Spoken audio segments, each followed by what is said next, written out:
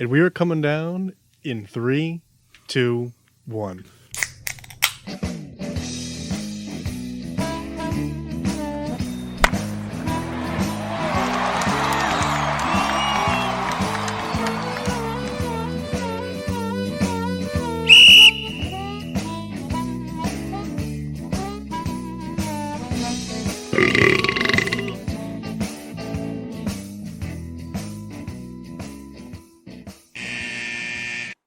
Welcome to Getting Sports with Drunk. I am not the hostess, Cupcake the Riddler. I am the Red Baron. Radical Red Baron, might I add. There you go. I am. And I'm joined by... The Mask Chris Massey. That's right, the Mass and Red Baron flying again. Perhaps... I love these shows. Yeah, me too. Perhaps be joined by Mock and Riddler later. Perhaps, to be determined. Perhaps just flying solo. We do good. Yeah, we do. How are you? I'm doing all right. It was a fun night last night that we had. Yes, and we're going to, dive into all the fun details of that. Drinking anything tonight? I'm sorry. What am I drinking? Super Troopers Double Citra. Oh, there you go. A favorite of the souls. Yeah, got me onto that. I am actually having, so I got these beers for free. Haha, no surprise. Have you ever seen the commercials for the Bud Light Next? Yes. So, in my head, like, the low-calorie version of beers, like, a lot of times they taste the same. Like, you can't even tell the difference. Right. This has a distinct different taste. And we'll do, like... Is it good or is it bad? It's not bad. It's weird. And we'll get into, like, when we do beer reviews later, more detail, but I know it tastes different enough to, like, is this Bud Light? It's weird. Interesting. Okay. So I had one before you got on the air, and I'm gonna. Of course you did. Well, it's a warm up. I get here a few minutes early, setting things up. Like, well, what am I gonna wait? Pre-gaming for the show. I like it. Exactly. Any toast of excellence? It's not really a toast of excellence. It's more something that happened this week that I thought was hysterical. Mm-hmm. Have you been keeping up on this whole theory that Brady was away from training camp because he was on The Masked Singer? Yeah, so you had sent that in the group chat. And so it's hysterical because everybody was talking about it. Nobody knew except for the Bucs where he was. And when I was watching the Rams on Friday, the COO for the Rams, Kevin Demoff, came on the air with Andrew Siciliano and Mina Kimes, and they were joking back and forth. And like, what's going on? Are you paying attention to this Tom Brady on The Masked Singer and whatever? And he's like, yeah, I spent a whole bunch of time on Reddit, so I've seen that all over the place. It's like, Jesus Christ, it's bad when the COOs of football teams are following the NFL Reddit. That's funny. Yeah, the whole thing's so weird. Not a toast of excellence, but something I thought was pretty funny. I gotcha. I'm trying to think if I had one. I think we're in that weird time of year where a lot of stuff is happening, but nothing of it is important, right? Or noteworthy. I've tried to keep track of like, that's a cool moment or whatever, but it's just it's tough. So I don't really have a toast of excellence per se. I mean, I guess I could do a homer one for Mark Canha of the Mets hitting 2 home runs versus the Philadelphia yesterday to come back late in the game. So good for him. You could also toast Brett Batty. Yeah, that's true. He's came up and is pretty much making immediate impact for the Mets. So that's cool. 2-run home run in his first at bat. It's pretty cool. I wish I saw it live. I had like turned on the game shortly afterwards to find that out. So it was one of those moments. Oh, it would have been cool to see live, but what are you gonna do? Well, it is what it is, right? But yeah. Well, listen, crack 'em, and we'll get into all right. Get into the fun stuff. Let's dig into it. So, over the week, fun stuff that's happened. LeBron James signed a 2-year extension. Woo. So, well, it means that the Lakers now have a couple years of commitment for him, so they'll actually spend some resources, which Right. probably means bye-bye Russ. Yeah, I think so. And he has a player option for 2024 to 25. Which if the Lakers are able to get Bronny, I think he's going to exercise. Let's see what else. Upon completion of that, how old will he be?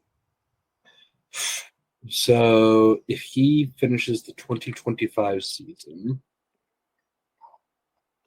LeBron James is currently 37 and is 22. So he'll be 40 years old. No, he'll be 41. So, I mean, it's uncommon, but not out of the question. Because there's been players who played very late. Yeah. And, knock on whatever. Are you going to fucking say no to LeBron James? He's still better than. Exactly. And still playing at a very high level. I even saw, was he doing some exhibition recently? I saw him, I thought it was recently. He was playing against just some random people.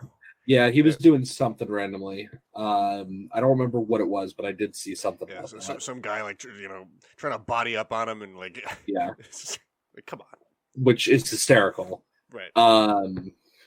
Let's see. I'm trying to scroll through. Oh, I saw something very funny on the baseball subreddit today. So, post trade, Soto has a 163 on base percentage or OPS, and Gallo has a 179 OPS since they've been traded, which is hysterical. The curse. Because if the Yankees weren't already down, might as well keep hammering them. Right. Yankees are playing the Mets today and tomorrow. Yes, they are. I think the Yankees are winning currently. Are they really? I last time I checked, they were up 2-0 on the day of this recording of August 22nd, 2022. It is 2-0 at the bottom of the fifth. There's still plenty of time for the Yankees relievers to blow it. Yeah, talk about a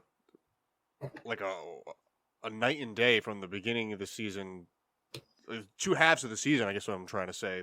Yeah, after the I can feel searing eyes from my wife staring at me through the walls.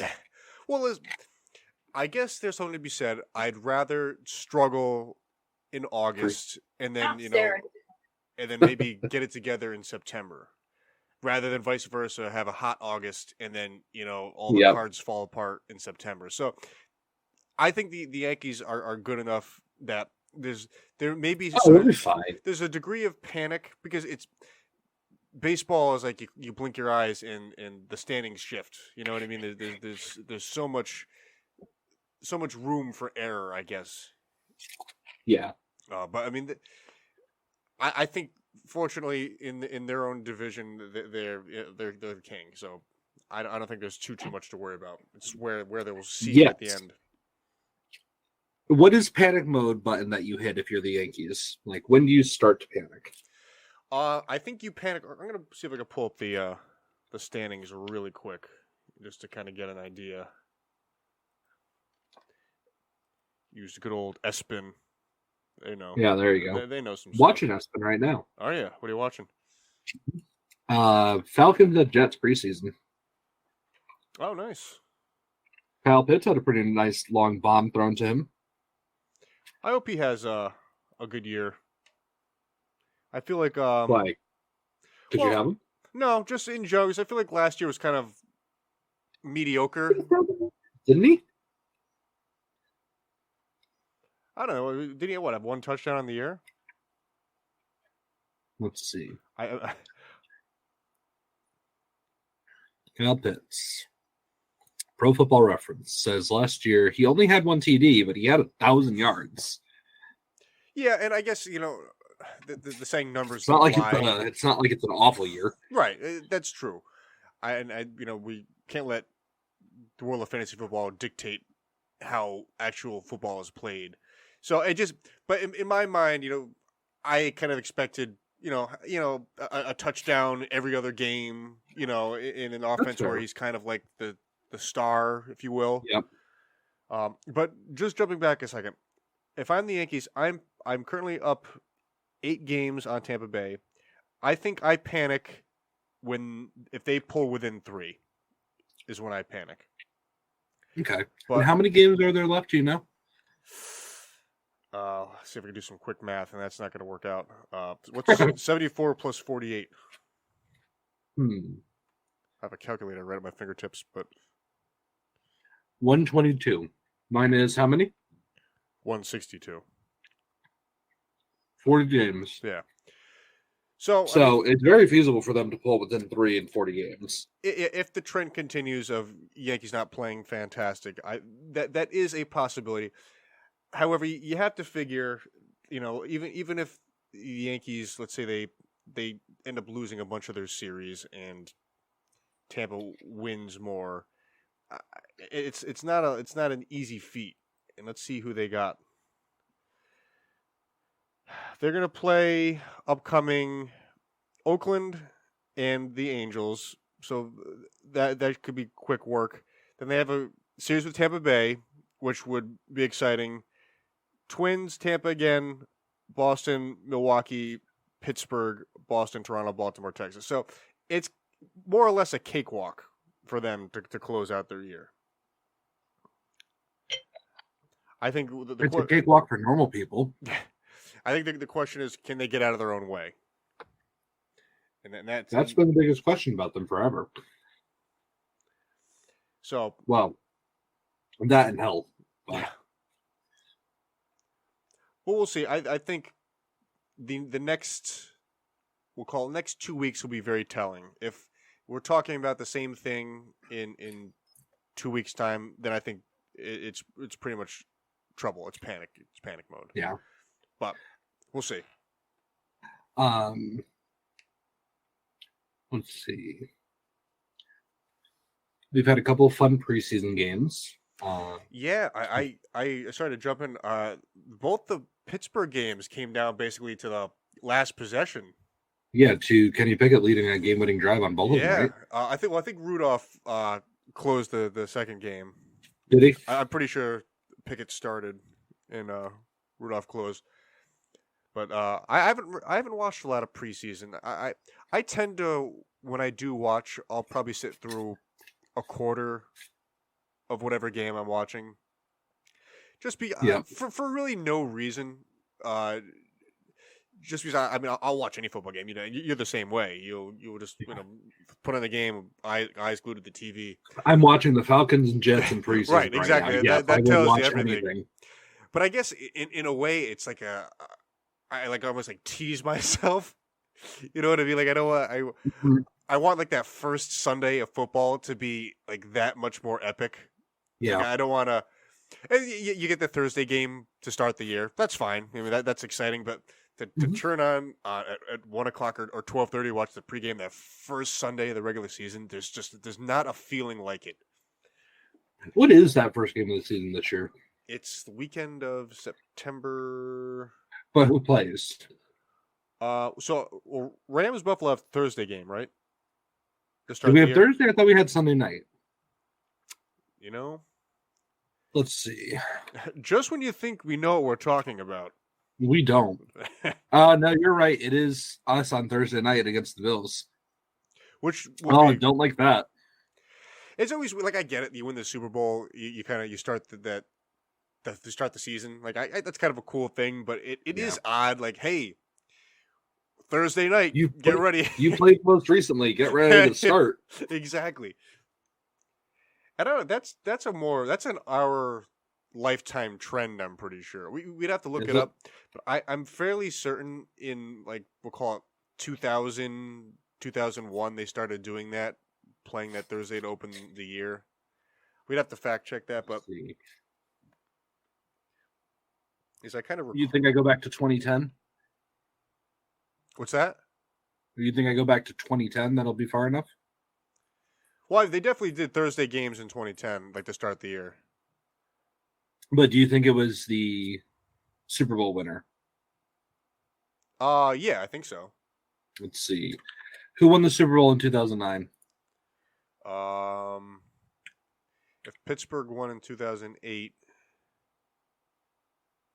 Then that would be Was it the Saints? Saints. I'm pretty sure it's the Saints. Okay, so they started. Let's see, week 1. 2009. Man, going back to 2009, it's still the Super Bowl winner. Let's see. If I go to the 2000 NFL Week 1 schedule. 2000 Week 1. The Cardinals and the Giants. That's not right. Was it a Thursday game? It was a Sunday game. Aha. So then Let's see. Now I'm curious to figure this out. 2001.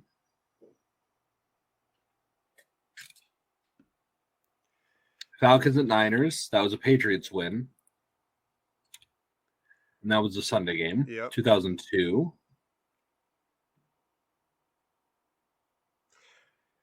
It may have been, because I remember Pittsburgh won in 2005, and I remember in 2006 to start the year, I'm pretty sure Pittsburgh played the Dolphins, and it was a Thursday night game. I'm fairly certain. I remember Jerome Bettis actually drove a school bus out onto the field to start the... That's very funny. It was pretty cool. All right, so here's something interesting. The first Thursday night game to open the season was in 2002 in week 1, but it was not the Super Bowl champion. Really? It was the Niners and the Giants. That is so weird. All right, so let's see. Let's do 2003 schedule. It just seems so arbitrary. Yeah. Kind of, or listeners, I'm sorry. You're going along with my fucking autistic streak right now. Just trying to figure this out. We came across something that's kind of an interesting phenomenon, and I want to know why. 2003 opened on a Thursday with the Jets and the at the time Redskins. And we know those guys definitely didn't win the Super Bowl. That's for goddamn sure. All right, 2004. 2004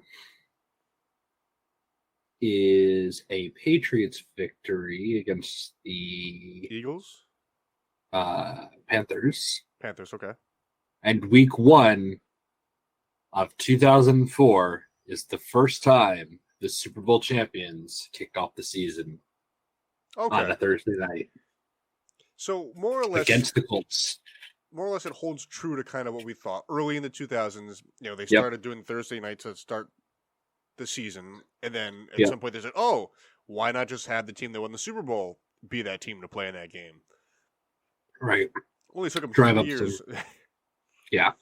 To figure it out. Well, that was at the height of Brady and Manning, so yeah, makes sense that they would try and drive that. Hey, come check out the team that. Well, hold on. So, 2003 team. I want to see. So that's actually a rematch of the AFC Championship game. Okay. For the year before. That's interesting. And then.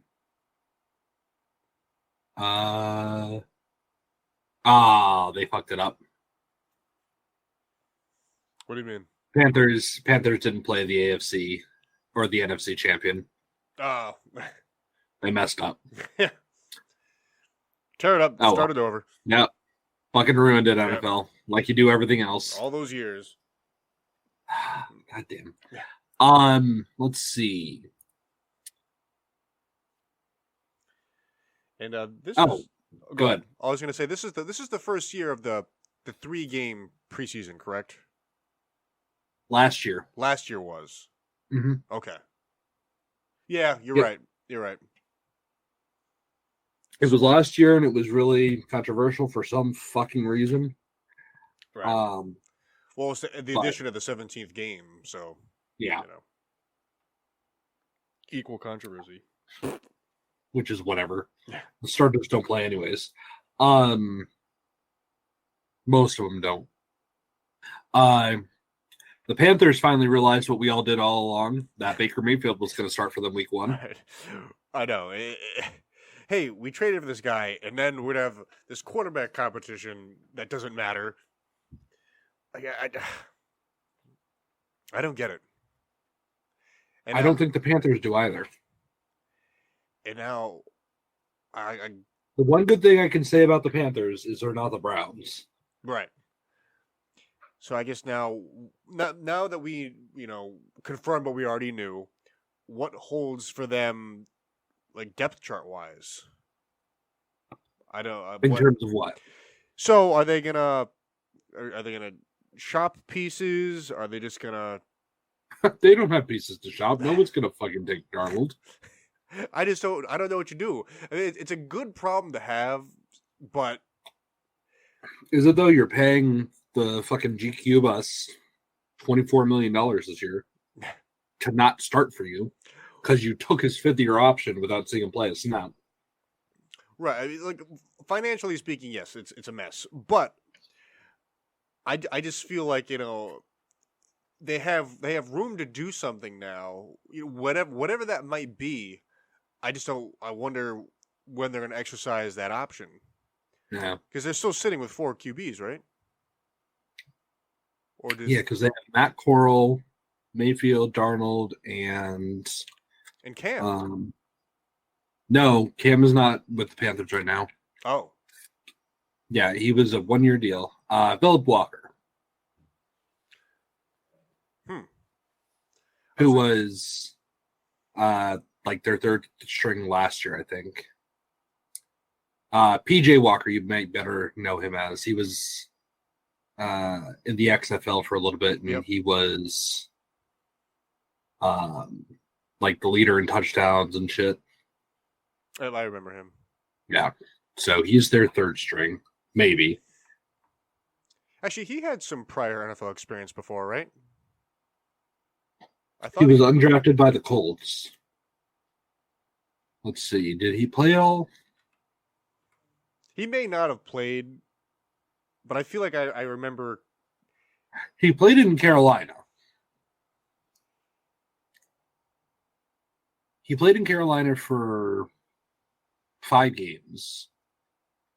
Started 1 and won that game. So Yeah, I kind of remember that now. I still think he should probably start over Darnold. Yeah. But Sam, if you're listening, buddy, you ain't it. Yeah. It's interesting though. It's kind of the situation that like the Seahawks and Denver found themselves in the sense that like all the quarterback situations are pretty much decided. There's like even if Carolina wanted to move him, like who would the buyers be? It's just there's not really an opening. Perhaps literally the only team that has an opening for a backup right now is the Browns, and they're going to take Jimmy when San Francisco cuts him. It'll be interesting seeing how injuries play out early on, how that impacts where quarterbacks get moved, like Garoppolo, kind of like you're mentioning. I think there's been a lot of buzz for Cleveland.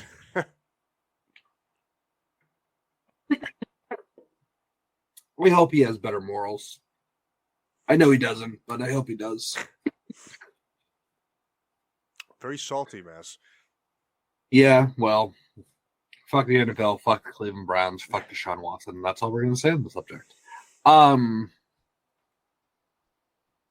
another subject of oh my god, what the fuck NFL? Did you see that Aqib Talib's brother killed a dude? I did not. Yep. Oh my god. Aqib started a fight at a kid's soccer game or a kid's football game, and that led to his brother shooting the coach. Oh my god. Yep. What is the matter with people? A lot of stuff. Man. You know, it's amazing. And I've heard like commercials on the radio about this type of thing where like, why are parents starting shit at kids' games? Like, I don't understand. Like, no one's getting paid. You know, it's supposed to be fun. It's supposed to, teach fundamentals and, get the kids exercise. Why are people shooting people at these games? Why are people causing fights? Why are people shooting people anywhere? Yeah. Unbelievable. I know. It's not great. You So know, that was the thing that happened. I miss that. I mean, I kind of try to ignore Aqib Talib in all facets of life anyway. So Mhm. that probably just snuck under my radar. But damn, Yeah, unbelievable. it sucks. Let's see. What else can I tell us? Um, hmm.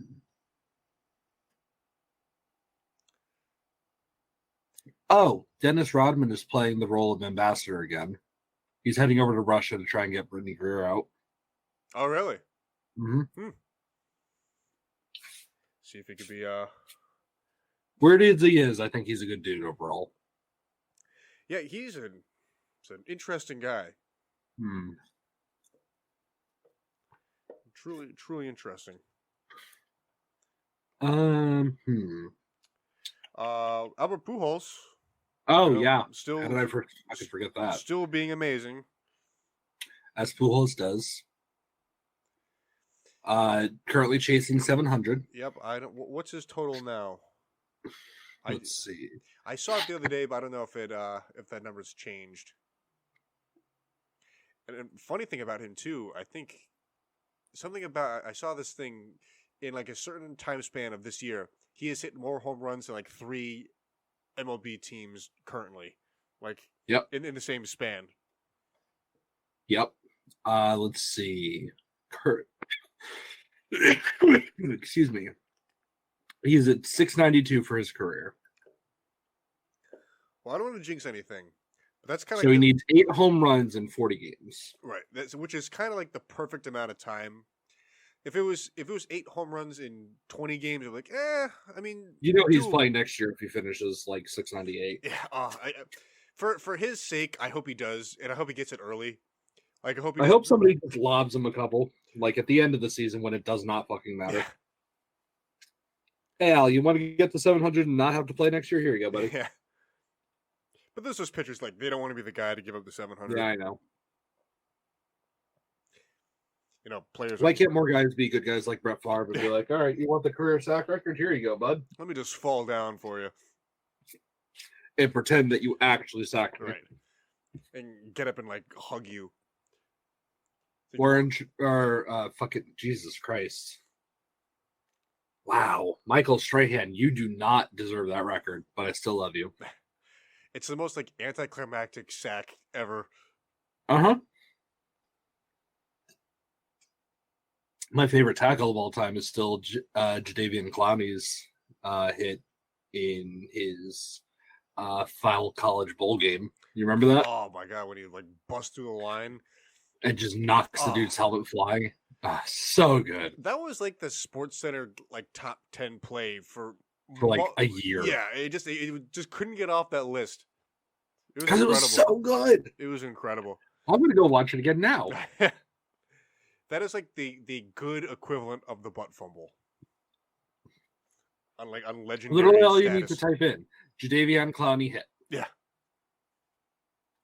Literally all I needed to type. And it's so good because they got the angle behind the line watching him come through and just whack him. It's just beats the tackle off the line for a zone block, breaks through the hole, bounces past the quarterback who has the ball, says, fuck you, I see you handing it off to the running back, and just pile drives him as he gets the ball. Oh, it's so good. And I think that was like his second awesome play of the day. Yeah. He had something else too that was ridiculous. But nobody will ever remember it. Yeah. So we're gonna jump over to fantasy because I keep remembering this and then forgetting it again, and I don't want to forget it again. I think this is the first year since you guys have been doing the draft. I obviously joined you guys quite a bit later, but the first year since you guys have been doing the draft, that nobody drafted Julio Jones. Yeah, it was shocking, and until you even brought it up, I had forgotten. Like it was something I kind of noticed, and then didn't say anything about. We kept fucking telling you to draft him.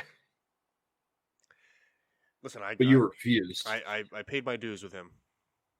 He broke my heart. He was going to give you another one, bud. Never me. No. That never again. His time is up. Wore out his welcome. Yeah.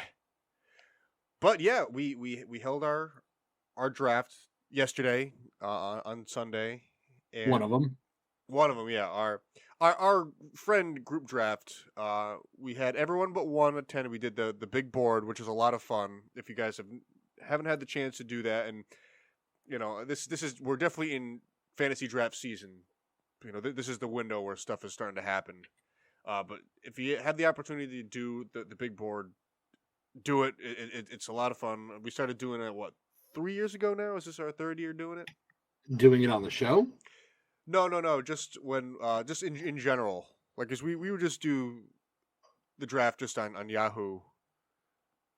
But like I thought you guys were doing it for a few years before I joined. No, so we would just do it on Yahoo, and I think you've been involved longer than you think, because I think were you in the year that when I won the very first year? I don't believe so. See, I feel like it was. I thought you drafted a bunch of Rams, but I could be misremembering. I might be. I didn't know anything about football at that point, so I very well could have been. So I don't even know who won that league. So, if I remember, who did I trade for Zach Stacy that year? Paul, maybe? Was it Jeff? I'm not positive, but I feel like you've been in this league with us since 2013. I mean, there's a chance maybe there was a year or two in between that you weren't. Yep. Like maybe there was like a hiatus in 14 to 15, but then again, I think you've been in the league for a while now, and only recently in the past 3 or 4 years we started doing where Paul would buy the board and we put it up on the wall. Before that, it was just if we got together, great, but we just did it on the phone, right? Just on Yahoo. But I wonder. It's cool, but like you get the kit comes with the board. You could have up to like 20 teams, I think it is, in we'll call it 20 rounds perhaps. And there's a bunch of stickers with all the skill positions names on it or as many as they deem would make sense to have. Yep. And as you go along, you find the person you want. You peel the sticker off, put it up, and you hear the cheers and adulations from your. Or more likely with our group, the boos and flames. But it's fun, we had the beers and all that, and that's going on. Well, I'm trying to think of some highlights from our draft. Well, we had a fill-in for Ty. Yep. Who did a great job. Yeah, he did. He did a lot better than Tyler. Knew his stuff. Yeah. So kudos to you, Brian. Here, you know what? I actually have the entire draft board right here. I took a picture of it last night before I left, so I can look through real quick. Yep. So this. I always hem and haw like, oh, when's the perfect time to have a fantasy draft? And I think pretty much we did okay. We may have been on the slightly early side, but it's incidental. We did it when we could. That's when people were available to do it. Right. And we just ran with it. That sometimes at the end justifies the means. So if players get hurt, we have contingency plans, sort of. We tried to, yeah. It's going to be interesting to see if we can get that done. But at this point, the risk runs higher of players getting injured at practice rather than in game. Yeah, because one game left. I mean, there's almost no chance the starters play. Right. All right, let's see. Looking at the first round, I think Austin Eckler going number 3 overall was a little bit of a surprise. Yeah, I think especially in years past when he was, we'll say, quote, younger and better, we'll use that as a blanket term. I don't even think he went in first rounds. No, he's usually a third round guy. Alvin Kamara going in the first round was also a surprise. But that's Pat for you. So Yeah. let's see. Looking through here, Kyle took Deebo Samuel pretty early. I don't know that I hate that pick, but was taken before people like uh, Tyreek Hill, Mike Evans, Keenan Allen, Michael Pittman. Which, you know what, he could have better years than those guys. But Yeah, uh, a lot of fantasy too. It's based off what you saw happen last year, and we all yeah, know what Debo did. And the assumption is, sure, oh, he'll replicate that, which yeah, he may or may not. It's because like, at what point do you get figured out? At what point do things not work? Uh, your guess is as good as mine. He could turn around and have an even better year doing the same exact thing, but I'd be pretty pissed. it's the risk you run. And fantasy is tough because yes, there's a certain degree of logic that has to be used, but Yep. you don't know. You don't know what's going to happen. Like, No, the entire season's a flipping crapshoot. yeah. Um, Who did you take in the first? in the first round, let's see. I took. Where am I? I'm number 2. I took Derrick Henry because Jonathan Taylor went 1. Mm-hmm. So I guess I'll read off our 2 teams. I have 1, 2, 3, 4, 5, 6 running backs. I have Derrick Henry, Nick Chubb, CeeDee Lamb, Allen Robinson, AJ Brown, Breece Hall, Joe Burrow, Antonio Gibson, Miles Sanders, Devonta Smith, and Chase Edmonds. And then I have Drake London, Tyler Higbee, Noah Fant, Traylon Burks, the Rams defense and special teams, and Dan Carson as my kicker. You, on the other hand, have Najee Harris, Tyreek Hill, Jalen Waddle, 2 Dolphins receivers. That's my MO. Your MO is either Jimmy's Pizza Shop, the Chargers, or Steelers. Elijah Mitchell, Mike Williams, the receiver. Dalton Schultz, Matthew Stafford, who is technically my quarterback. Technically, on a bogus deal that we made. You shook. Yeah, but it was just because. Dawson Knox, Tony Pollard, which I'm surprised Tony Pollard lasts as long as he did. Because I don't think Elliott plays a whole lot of snaps this year. Now, I think people are afraid. I don't know why, because, not on whatever here, Pollard has produced in a big way. It just and he keeps doing it, and Zeke has continued to not produce. Yeah. Let's see. Kenneth Gainwell, San Francisco defense, Mecole Hardman, Braden McManus, Nick Westbrook, Ikine, Gerald Everett. Gerald Everett's a Charger now? Naheem Hines, and Jameis Winston. Yeah, I mean, year in, year out, I'm never like, oh, what a great draft I had. Because that's never really my focus. I always just have too much fun. And there's never... Like, for me, and it's not even a strategy. I go and I pick the players that I like. That's really it. I have no other, and I hope for the best. Because I can't spend the time worrying, reading all this information about when players should go this, that, and the other. It doesn't mean anything to me. I'd rather go. And last year I had a really good year for the first time in a long time, just doing the thing that I've always done, just picking guys. I agree. Like, you don't go in the first round and pick that Ikine Westbrook guy from the Titans.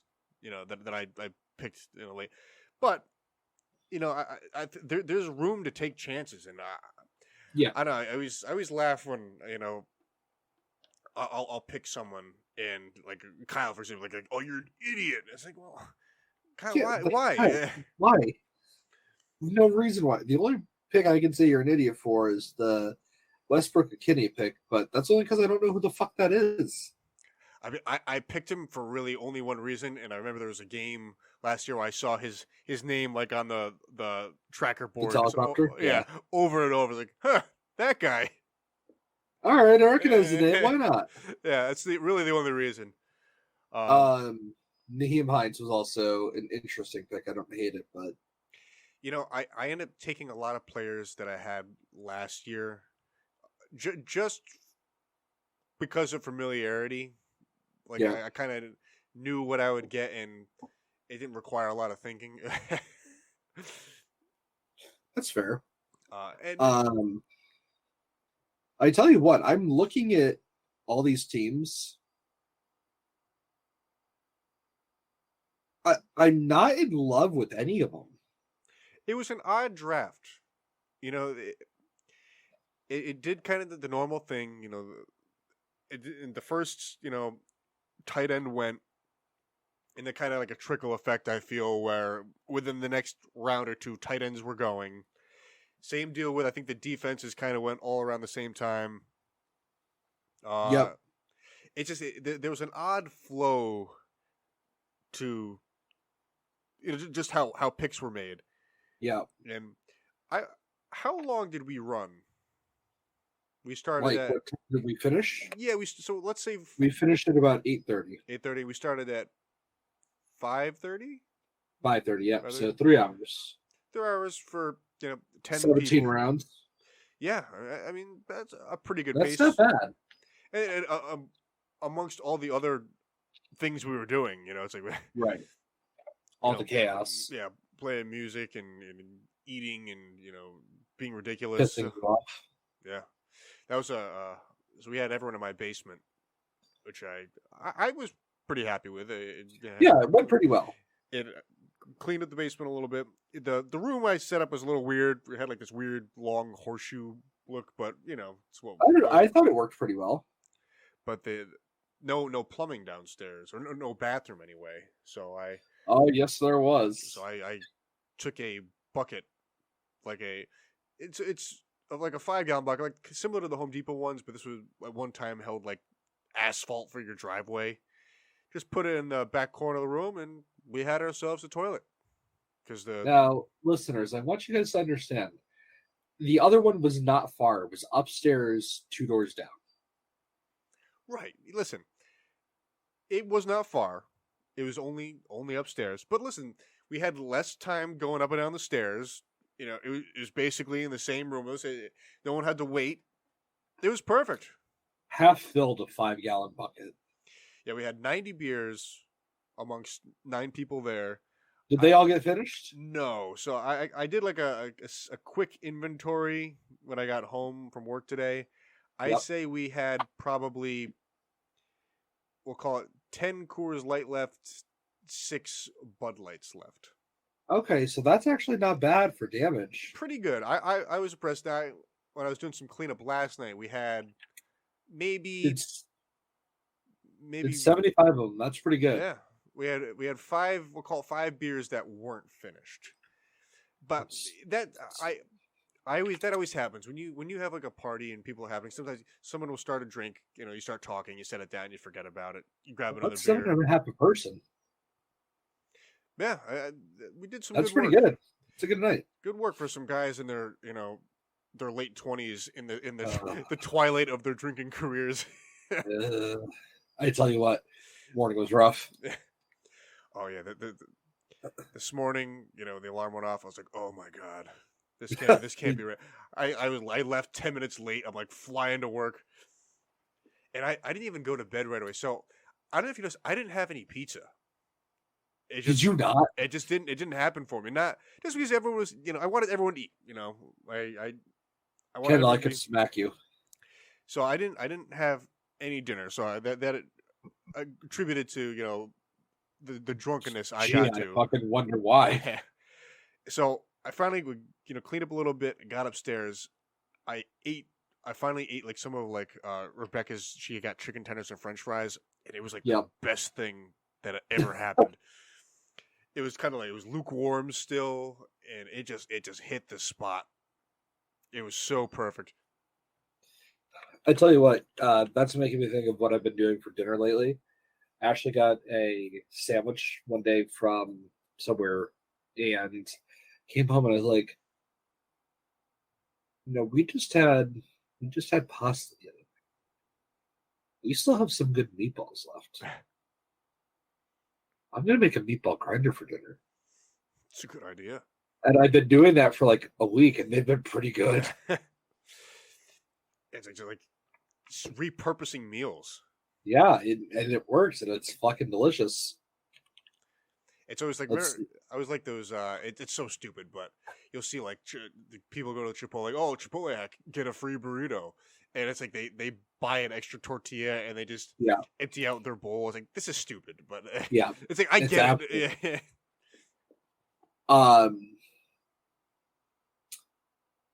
Desmond Ritter just had a really nice pass into traffic, like super tight. It's funny. I have the game on, just like the game cast. It popped up just as you said it. Really, really tight pass. It was pretty cool. I had to laugh. I saw something on Twitter. I think it was yesterday or the day before.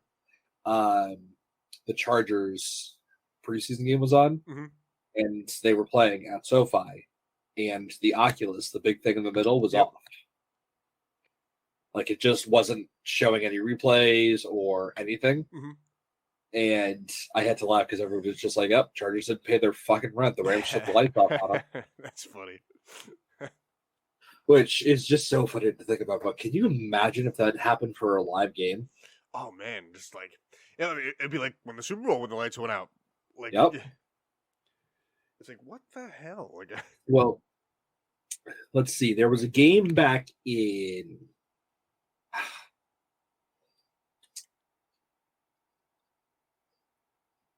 I think it was 2008. And it was against the Bills and the Chargers in Buffalo. And outside of Orchard Park, some like aluminum balloons or one of those like the metal balloons had gotten caught in the power lines. And they lost power for the entire game, and they had to call it live. I remember that. No stadium noise, just fans. How cool would it be to be at a game like that? I it's funny that you bring that up. I totally forgot that happened, but I remember they had changed to that game briefly because of that, because it was such an interesting thing. I remember because there was a thing on NFL Films about it. So I went back and I watched that, and I did a little bit like more digging because I just thought it was so interesting. And it's just so interesting to realize they didn't just stop the game; they just played on. Right. It's like you're already there. You're already halfway through the game. Yeah. And I'm sorry. Go ahead. No, can you imagine that happening in a playoff game or something? Oh, I know. It's when it comes down to it, like, we don't need all the stuff that's there. It's just for the fans' experience. Well, they lost all TV channels too for a little while. They couldn't broadcast the game because there was no power anywhere. Right. But I guess what I mean is that all that stuff is just extra. Like, they can do a game and no one could watch it. It wouldn't matter, but the game would still count. And that's what the really cool thing is. Like, hey, it's business as usual. We're here to play football. Like, let's play some football. Right, exactly. Like the chain gang, that they don't need power to change the number for what down it is. So, hey, get out there. You know what I'm upset about? What's that? And this is completely sidetracking from the conversation we're having. I'm on Twitter just because I was strolling through looking at the stuff I was just telling you about the stadium thing, and something pops up from Pro Football Focus, and it's the 6 duos projected to have 1,000 receiving yards each, and it's Kyle Pitts and Drake London, Stephon Diggs and Gabriel Davis, Jamar Chase and T. Higgins, Keenan Allen and Mike Williams, Deebo Samuel and George Kittle, DK Metcalf and Tyler Lockett. Not the team that had a guy get almost 2,000 yards by himself and had another 1,000-yard receiver. Right. Like, every single year since Sean McVay has been there, he's had at least 2,000-yard receivers every single year. Yeah, I And mean, just that just makes me mad. it's football's favorite thing to do is predict the past. So like Yeah. Cooper Cup had a huge year. Why would they not just be all about it in everything they do? Like, well, that's exactly what they would do. They would hype it up, for the season. Like, why would they not? They do it for everything else. Because contrary to people's belief, the league does not care for the Rams.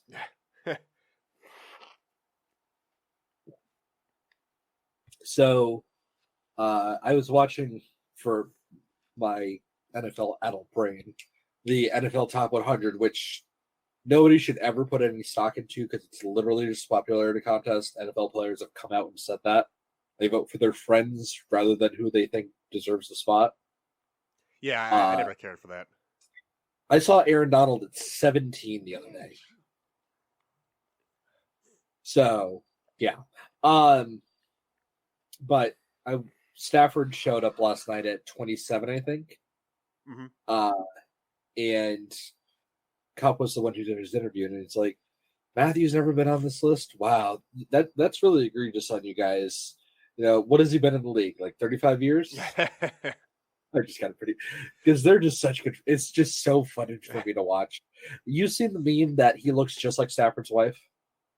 Yeah, I've seen that. It's kind of weird. It just makes me laugh every time I see it. It's such stupid shit. And I'm very upset because the replica rings have come out, and I think I'm going to buy one. Now, do these rings have a detachable piece? Yes. Have you not seen this? I was reading about it. I didn't like really look into it. It came across just in passing. I was like, huh, well, that's interesting. All right, hold on. Let's see. Entertain just for a second while I get my beers real quick. Yeah, go for it. So what I'm going to do right now is I'm going to go ahead and show Kendall. I'll describe for the listeners at home, but I'm going to go ahead and show Kendall what the Rams Super Bowl rings look like. Because he asked if they have a detachable piece, and boy, how do you do that? All right, so for those of you at home listening, you can't see shit, but I got this pulled up right now because I want to show Kendall. The LA Rams have a ring that has two detachable parts in it. And forgive me, I'm going to repeat this when Kendall gets back. Yes, sorry. Oh, there you are. So, can you see my screen? Yes. So the ring has two detachable parts on the top. So if we scroll through, so let's look on the side. If you look right here, the ring is actually SoFi Stadium. Yeah, that's pretty cool. So on the right-hand side facing it, you have the player's name and We Not Me down at the bottom of their number. And then on the left-hand side, after the flip and add, you have the world champion LA Rams with the score of the game and the Super Bowl logo. So if you take the top off, it's actually a mini SoFi Stadium of the Super Bowl field. That's actually turf from the field from the game. Wow, that's actually a really cool idea. Hold on, it gets better. If we go a little bit actual part, that is the Oculus from the game. This is a piece of the football from the game ball. Wow. So the piece of the Oculus. Not this part. This is the part from the game ball. Oh, okay, I see. Oh, yeah. Yeah, this is just the Oculus. So if you look at the outside of the ring, go left. I see. It just kind of the ring kind of simulates the entire stadium. Yeah, it's the entire stadium, which is amazing. That's a really cool idea. I thought it was fantastic. I like it. I mean, there's a part of me that's like, that's just extra. Like, I mean, oh yeah, 100%. But I mean, hey, you won the Super Bowl. You can have the ring however you want. Go big, and it's cool. So apparently, according to what I've read, is they wanted to honor the fact that this was their first Super Bowl in LA, but have 2 palm trees to show that they have 2 championships. Oh, that's neat. So I get it. You know, you would still kind of want to see 2 Lombardis, but it is what it is. Yeah. You know what? Kroenke's paid for the rings. It's his team. He can do what the fuck he wants. Yeah, exactly. And I mean, I'm a whack job, but I'm a big like the diamonds and how they look. I think they did an awesome job. Yeah. With like even like the all the cuts. It's like it sometimes you see it and not so much the football rings, but you see like the basketball rings, and it's just the placement is odd sometimes. I don't know what jewelers do each. Go ahead. But I've noticed that most of the Super Bowl rings have always looked immaculate. They do, whoever they use or the jewelers they have used have always done an amazing job.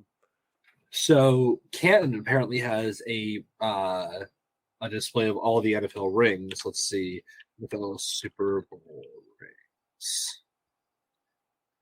These are too like I'm into all like the hip hop jewelry and all that, and yeah, you can tell when like that guy had his grill done and it looks excellent. Like versus someone who went down the street is like, man, what when you paid for that? Like, come.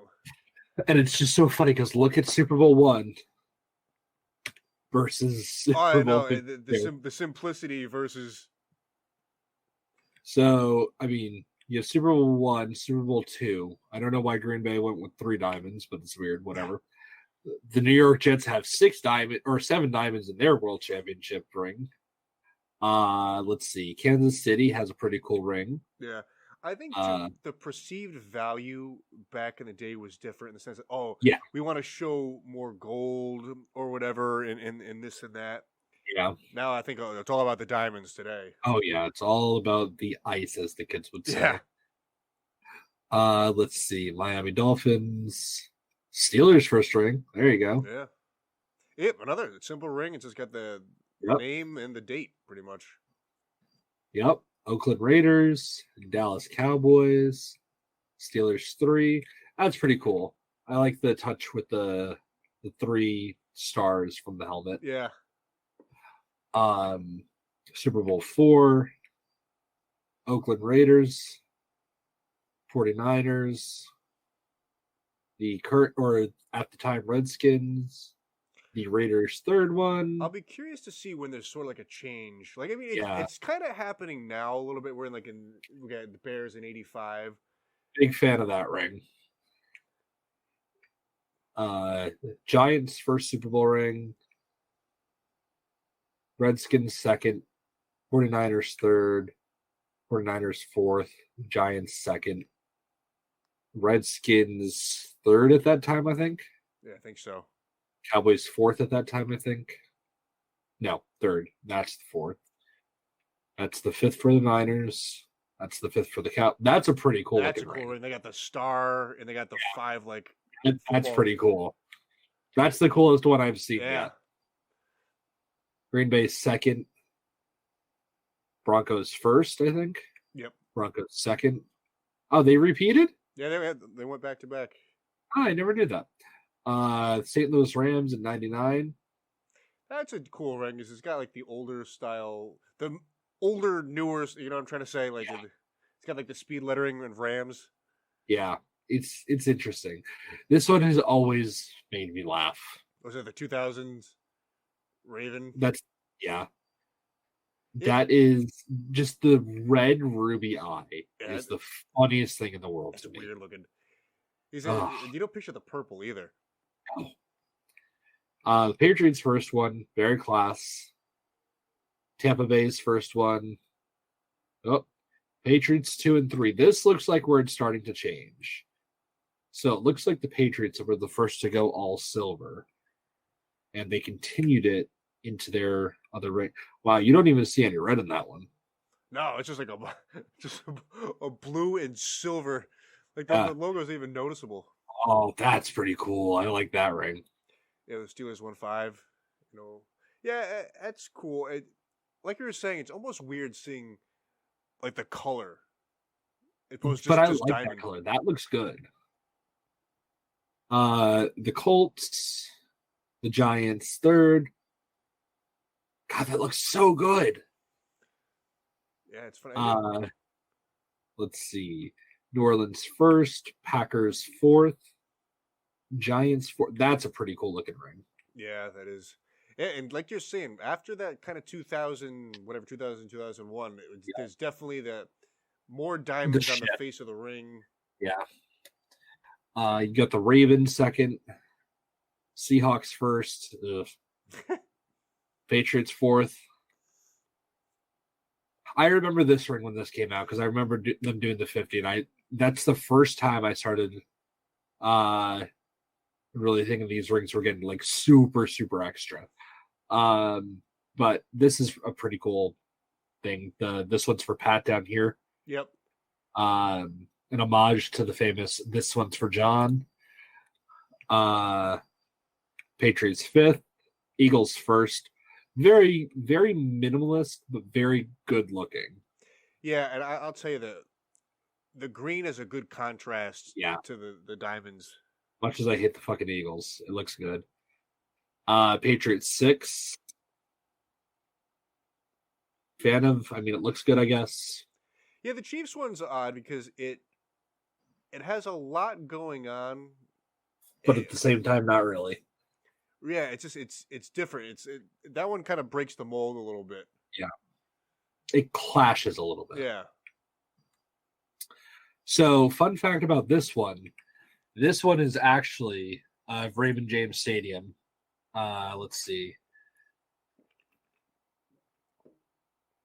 ring 2. I guess I should specify that. Jewelers in the Tampa Bay area. Here we go. So Tampa Bay Bucks were the first ones to win it at home because fuck you, Tom Brady. We can't have. And this is the first one where if you take it off, it is actually Raymond James Stadium. Huh. I didn't know they did that. And you have the scores of all the games. And I don't know what the diamond down there is supposed to represent, but it represents something. Of course, Brady won MVP for that game because, of course, he did. But then once you do that, then you get to this extra shit. I mean, I'll tell you what, I like it. Back to gold for a couple years, and then just this fucking thing. I mean, that is a gaudy ring. I like it, but it is like unbelievable. Forgot about that. There we go. There's the scores for the game on the inside. There's a dog in the background. Sorry about that, people. But yeah, I think I'm going to go ahead and just don't know who I'm going to get. Do I get Cup for the MVP or do I just get the coach? Yeah, no, it's tough. I had gotten from I don't even know how I got him. I think my dad did a job somewhere who was affiliated with the New York Rangers, and he just had got like replica champion rings from whenever it was, and I just have him in my possession, and it's just like a weird thing. But I mean, it's cool. I think very fun, especially if your team wins a championship. Get what you want. I mean, I think that's a cool collector's item. I mean, at the end of the day, I was probably going to get it anyways. But it's not that bad. How much do you think they cost? Man, I'm pretty bad at this. I'm gonna go specific. Under $5. Under $5? No, $500. $100. How much? It's under 100. Really?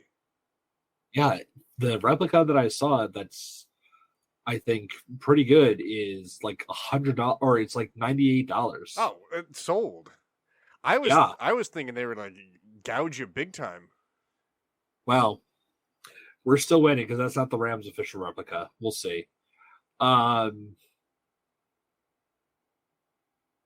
this day is a piece of memorabilia that I wanted. Do you remember what color the Rams wore in the Super Bowl? They were white, right? Yeah. You know what they sell with the Super Bowl patch? What's that? Fucking jerseys they didn't play in. I could never understand why they produced jerseys they didn't wear. They've always done that. All I wanted was my first Cup jersey with the Super Bowl patch. That's all I wanted. And you can't fucking buy them anywhere. Like, I'll tell you what. When we were younger, NFL Shop used to be way better. I don't know what changed, but it's not as good as it used to be. They carry. You see them? How much is that? You see that right there? Yeah, the number's a little blurred though. What is it? That's $349. Huh. At this, but also kind of boring that this is what season ticket holders got this year for winning. Yeah, I mean, you get a hat that I already have, and then you get a piece of the turf from the game. That's it. Yeah, it's I would have liked to see like a mini Super Bowl trophy or something like that. Yeah, I mean, come on. Like the box doesn't even seem that interesting. It's not. I mean, yeah, it's literally just piece of the turf, and that's it, and a hat that anybody who's a season ticket holder already has. Right. Yeah, I mean, you win. That's the first. Like as soon as those commercials hit after the Super Bowl, like, hey, your team won the Super Bowl, blah blah blah. Almost everyone that night or day after are already ordering those hats. I didn't even have to order it. Bruce went to Dick's that night and bought me one. Oh, really? So Dick's was in LA. Oh, yeah, I forgot about that. Yeah. He went straight to Dick's. A couple of, for whatever reason, Bruce has this thing where he needs to unite all of the Rams fans in Connecticut. So a couple of the guys that I am in this group chat with, for some fucking reason, were in LA for the game, but just watched it at like a hotel bar or something. Mm-hmm. And I'd learned that the NFL in the host city has guys spread out all over the city, guys and gals spread all out over the city that have Super Bowl gear. The second the game is over, they start handing out the winning gear to start like driving home. Hey, people are out buying this shit. You should go get it too because it looks cool. Because they got free shirts and free hats, like the official NFL gear. Right. Like they got the hat I just showed you, and they got the Super Bowl T-shirt that was out for it.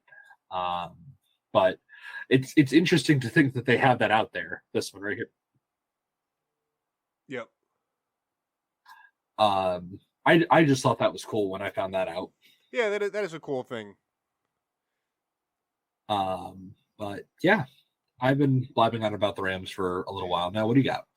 Hey, no, listen, I like talking about the Rams. I like talking about football. You came to the right place. Yeah, football's pretty good. I am a little bit of a junkie for it. Yeah, I mean, before we know it, that Sunday, it's gonna be here and glued to the TV. Kendall, do you have a way too early Super Bowl prediction? A way too early Super Bowl prediction. I think they're gonna break the glass ceiling. I think Buffalo makes it through. Okay. And who do you think they play? They will play. I forgive you if you don't say the Rams. I think there's going to be one last hurrah for Tom Brady, and they go. The Bucs go again. And who do you think wins? I think Buffalo wins in a very weird way. I think the game is close. Brady has the ball, and for the first time, he's not clutch, and he throws a pick six to essentially lose the game to Buffalo. I'm still very salty that we weren't the ones to retire him. It was just so poetic for me to send that motherfucker out of the game. Yeah, I mean, we talked about this, as things unfolded. I don't know why he felt he needed to come back. It's his choice. He's a great player. Because they can't let it go. He's more of a junkie than you or I, and he plays the fucking game. Right, at what point do you risk tarnishing a legacy? Never. He'll be the greatest of all time as long as he plays. Listen, I agree. It would take nothing short of like an O.J. Simpson type scenario for him to be tarnished. But yeah, if he goes out this year and just like doesn't have it, and then next year comes back, doesn't have it again, it's like, if he comes out and doesn't have it this year, there's no shot he comes back. He always said if he came back and he didn't have it, he wasn't going to play. And I hope so, because it's kind of not embarrassing. It's not the right thing to say. It's just hard to watch. Right. It's like when Emmitt Smith went to the Cardinals. Yeah, and even Brett Favre was kind of weird because he had like a really amazing year with the Vikings, and then like the following, he kind of got hurt a little bit, and it just was less good. I thought he finished out that year because he got hurt against the Saints at Bounty. I didn't think he played again after that. We have to look it up because I could be misremembering. I think he spent 2 or 3 years in Minnesota. Let's see. This was only one with the Jets, I'm pretty sure. Let's see. 2009, 2010. Let's see. Minnesota Vikings. Let's see. I thought 2009 was the really good year.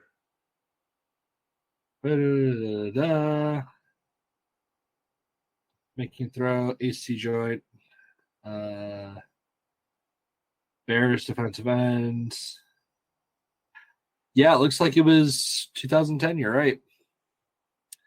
On December 10 or 20, 2010, while playing the Bears outside at TCF Bank Stadium, Barr suffered a concussion after being sacked by Bears defensive end Corey Wooden. That's a name. Yeah, forgot about him.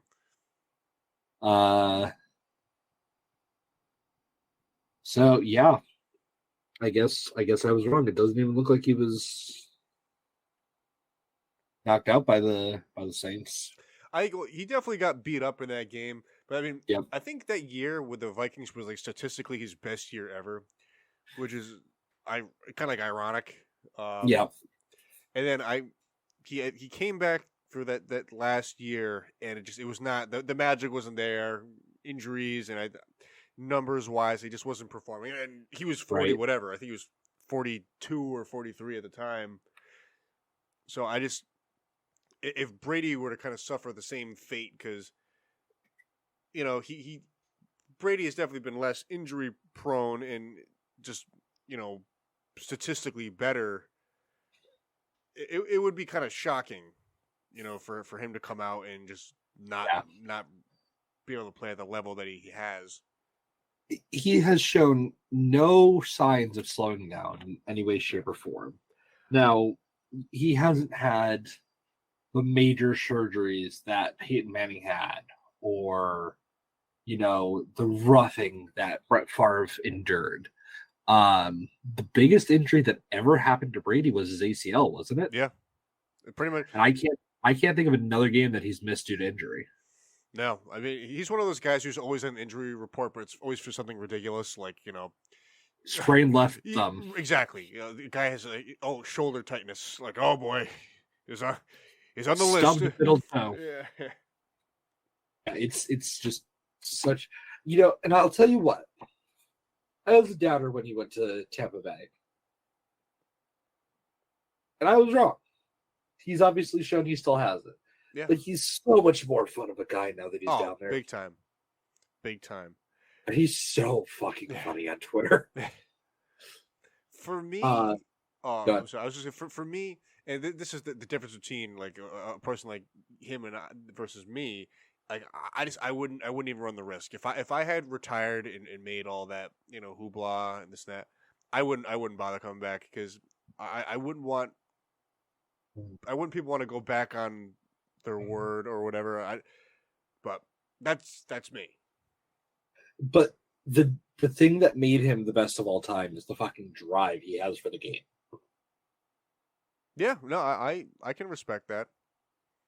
Like, that man is addicted to football, probably just as much as Belichick is. Steve Belichick. Yeah, fucking serper. Yeah, it's the dude is just committed to his craft in an almost scary way. Did you see that at the Steelers Jags game there was a big fight? I did not. I saw a fight recently, but I think it was a practice thing. But I didn't see Steelers Jags. No. Yeah, big fight in the stands. Really? A lot of fans throwing punches and stuff. Very funny. Only in Florida, of course. Right. Trying to. Here we go. That's what I've been looking for. Where is the actual one? I follow a page on Twitter called NFL Errors, MLB Errors. Mm-hmm. And it's just so funny watching some of them. The best one that I'll still remember to that day, and I genuinely feel bad about this one, but it happened just like last month. The Red Sox player that lost the ball in light just standing there like, I don't know where it is. I don't know where it is. Oh, I know. That's like the worst feeling. Oh, it felt so bad. But the one that I saw was, I thought, very interesting. I can hate him all I want. Logan Paul or Jake, whatever the brother that one of those guys. Very athletic, very good build. Obviously has a good motor skills and sense and everything like that. Watched him line up in a batter's box. I saw this. Dude, his swing is so slow. It's like the most unnatural swing I've ever seen. But that's any of us pitch or trying to swing at MLB level speeds. And as much as I like to rag on him for how weird that looks, that somebody talked to him and said, "Hey, try swinging like a normal person." That's a normal swing. That's just how fast the fucking ball comes. Yeah, I couldn't even imagine. I've done like the batting cages, and like for fun. Let me see if I can take on 85 miles an hour, and I'm getting smoked. No, you cannot. It's just that's only throwing fastballs. That's not throwing right ups or anything. I will say though, not even. Yes, you're right. The speed and trying to catch up. There's something about the way he swings the bat. There's something definitely unnatural about it. It's not a normal pitch or swing motion. But it's still just mind-boggling to think how fast that is compared to. And these guys are hitting these consistently. I know. I think about the guys. They're throwing 100 miles an hour, and they probably don't.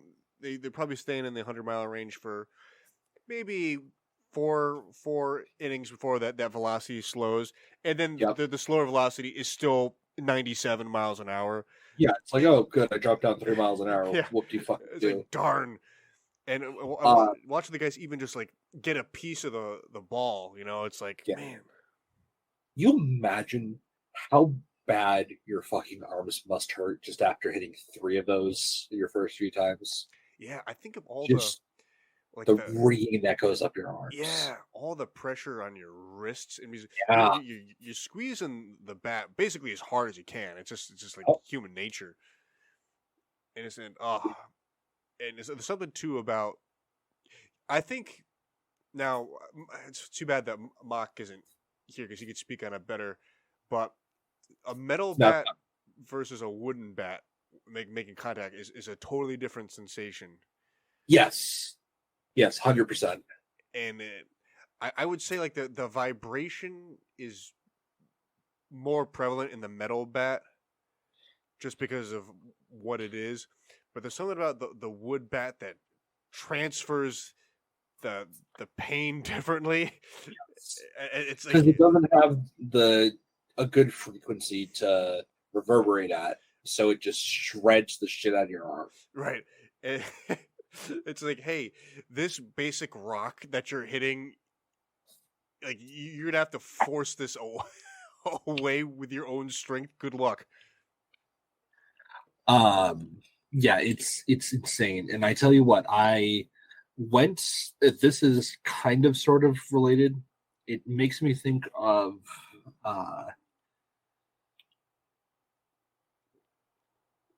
sports things that don't seem that athletic that take a fucking toll on you. And one of them I have a new appreciation of, like in the last year, is NASCAR. As weird as that sounds. So in Wallingford, you know that there's that like souped up go-kart place that does like 30 40 mile an hour go-karts. Yep. Try driving those for 45 minutes. The wear it puts on your body just moving around that fast in that seat. Yeah. Dude, I was sore the next day from driving. Yeah, it's something you don't think about, or you just like you treat it with you take it for granted, I guess. Yeah, you're driving like you kind of in a way you give yourself whiplash a little bit. You know, your arms and shoulders are kind of locked in place. It's a lot, and imagine that doing that in a bigger car at 130 miles faster. Yeah, it's fucking insane to think about. It just, it's so weird. I never would have thought that. I was like, oh, whatever, they're fucking driving around really fast. Sure, that takes good reaction time, but who cares? Nope. Yeah, and they're they're strapped in weird. Like I mean, you're pretty much constricted. Like this, yep. I mean, you see the videos of those guys, and they got the camera in the corner. Those guys aren't like moving around a lot. Like they're it's like an astronaut. Like they got all that gear on, and they're just trying to like they're just in this body of a car. That's all it really is. There's no frills. It's can I take you for a real change of tone real quick? Yeah. All right. So on Twitter yesterday, I fucking hate this game, but Fortnite. Mm-hmm. You know Fortnite. Oh yeah. Fortnite has these things called skins, so you can put your player or your character in to look like different things. Yep. I saw something on Twitter the other day, and they have recently added Dragon Ball Z characters to Fortnite. Okay. And I watched a 16-second clip where a guy dressed as Goku ran over and threw a lightsaber as a guy dressed as Deadpool. And my brain kind of melted a little bit. Because these things were never meant to go together. Right. And I just don't have words for it. It's not normal. It's like, this defies everything I've ever known. And I don't like it. But I hate this game. I wish it would die. I don't know who plays it anymore because the kids know. Like I said something to like a 12-year-old the other day, and I was like, "You guys still play Fortnite?" And they're like, "No." Right. Yeah, it's weird. I mean, talk about a game that like captured the world by storm in whatever year it was. We'll call it 2018 for argument's sake.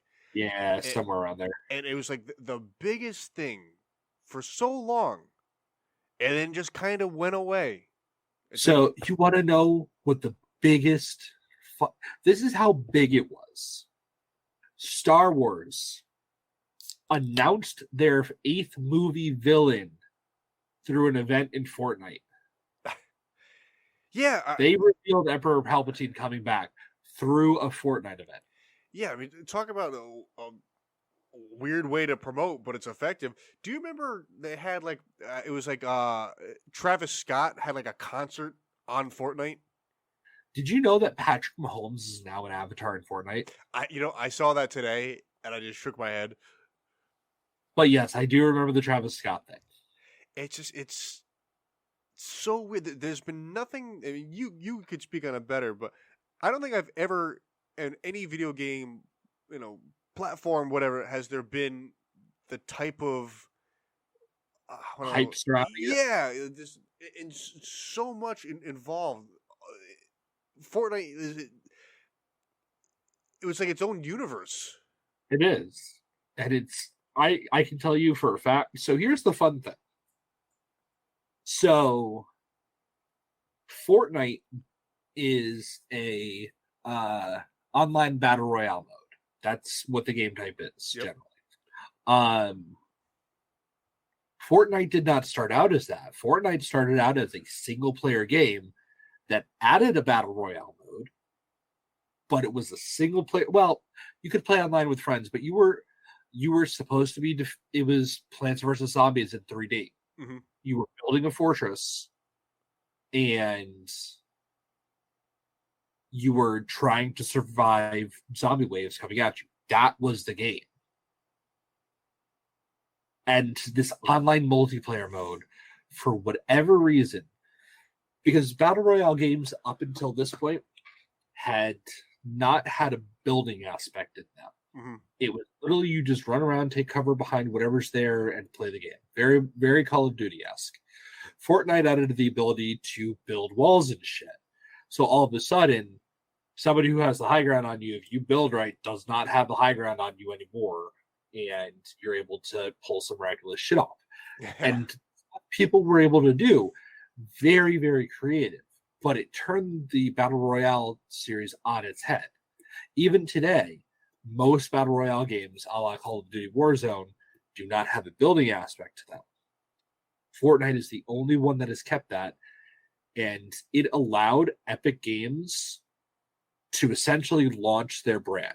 Epic had done games like Gears of War for Microsoft and everything like that as developers, but they branched off into their own studio with the money that they made off Fortnite alone, and are combating Steam, who is a digital online platform to get PC games, and has had a hold on the market for near on 2 decades. And they built a platform to challenge them, and they started giving away games for free every month, and not shitty games that like some dude knocked off in an hour, like Flappy Bird or some shit. Like actual games, like games you've heard of. Dark Souls was one of the games that they gave away. I'm pretty sure that they ended up giving away Kingdom Hearts one day, and that's just the impact that one game has had. Billions of dollars from one game. Yeah, Nothing has ever touched that. it's amazing. And what you mentioned a moment ago about, and it wasn't the initial run. It was free, right? Yes, Fortnite was available to everyone. Fortnite is still free. You do not have to pay to play the game. And It is just off of microtransactions. it's amazing, and all the money earned from just merchandising, add-ons. It's Yep. there's been nothing like it. We'll be waiting till the next thing to repeat that. Will be whatever it will be. I don't know that we'll ever see it, because Fortnite to this day remains very controversial. A lot of people play it. A lot of it was kids. Most people who are our age or a little bit younger, maybe college age and stuff like that, played Fortnite for a little while. It became a little like sellout-ish, and Epic had some questionable business practices at first. Like they said, we're going to buy the rights to games. games so that they only release through our service. If you want them, you have to come to us to buy them. And a lot of people didn't like that because you have to go through a custom application to be able to even launch those games. People do not like that. And they're still practicing a lot of those ethics, and a lot of people support Fortnite for trying to shake up the monopoly. A lot of people still fucking hate them. The problem was good to an aspect because Kendall, if you felt like it tomorrow, you could go develop an indie game and release it on Steam. And 5 years ago, it didn't matter if it contained the KKK. It didn't matter if it contained nudity. It didn't matter. Well, maybe child porn did. But like really bad shit in there. Steam didn't curate anything. They just said, here, you want to publish it? Go ahead. Epic showing up forced Steam's hand to start actually picking and choosing who they were going to let on their store, because Epic started curating all their games that they were letting on their service. So it's good for the competition. I don't know that I'd ever personally use Epic, but it all started from a free add-on game mode that no one expected to blow up. It's incredible, and like you $9 said, billion in the last 2 years. Yeah, unheard of. And you know, to everything you said, it changed what was business as usual. You know, yes. that doesn't happen. You know, the practices and, you know, in some degree, the games are pretty much just all the same. Yeah. You know, it's this was the powder keg, if you will, to kind of change the scape forever. In a way that is pretty cool. All right, so here's something very interesting that I didn't know was a thing, because I haven't been on Fortnite since it was part of the actual Fortnite game. Apparently, there's a setup in the actual game where you can board a cruise ship and chill out in your avatar watching the Dragon Ball Super anime. Just in the game, chilling with other avatars watching this. That's bonkers to me. The thing that impresses me the most, $9 billion in revenue. Do you know how much they have to pay for the fucking licensing to get these people in this game? And this is not even like in the lobby, right? This is just like this. Yeah, this is just an add-on. Here you go. Yeah, and I'm trying to see if I can find how much they cost. How to unlock Goku skins? Goku's available. Blah, blah, blah. 2,000 V-Bucks. I don't know how much that is. Here, let's check. $20 for the Goku skins, and that's 4 skins. It looks like. And like, which, good. If you're a fan and kind of the regular consumer, absolutely, you're doing that. If I have to admit, there's a lot of stuff that's come out that's made me be like, I kind of want to go play so I can do this, but I've held out. Don't want to sell out. No, I don't, because I don't want to go experience this. Because it's hard to admit. I'm getting old enough where I'm starting to slow down at games and I can't think enough or think fast enough to process anymore. Like, I can't play Call of Duty anymore. Yeah, I mean, I haven't played Call of Duty in a very, very long time, and it's just. But I'm too slow. Yeah, no, I know exactly what you mean. It's terrible. I tried to sit down and play the other day, and my cousin is like 19. He looked at me and is like, God, you used to be good. That cut me deep. That cut me pretty deep.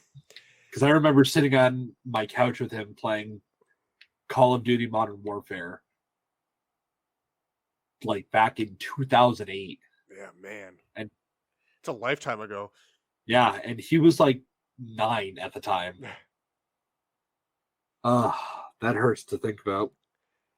Yeah, well, you're absolutely right. I mean, and I'm thinking about I was slow back then. I mean, I'd be geriatric today.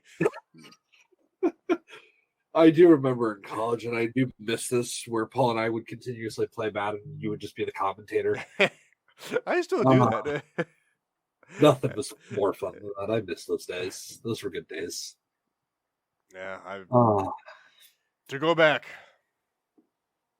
I don't think I could do it again. I think you got another year in you. You think so? You could do one more year. Ugh, I don't know, man. Be pretty rough.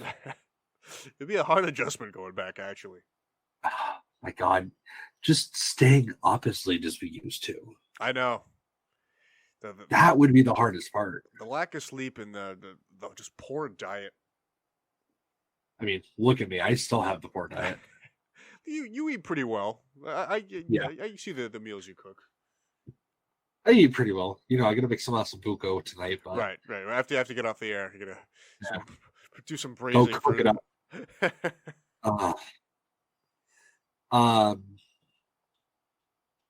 There's one more thing I wanted to talk about before I got off at a real bad Fortnite tangent. I'm trying to remember what it was.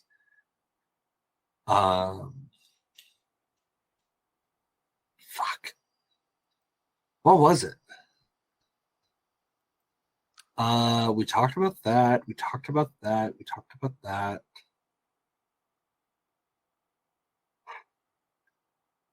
Oh,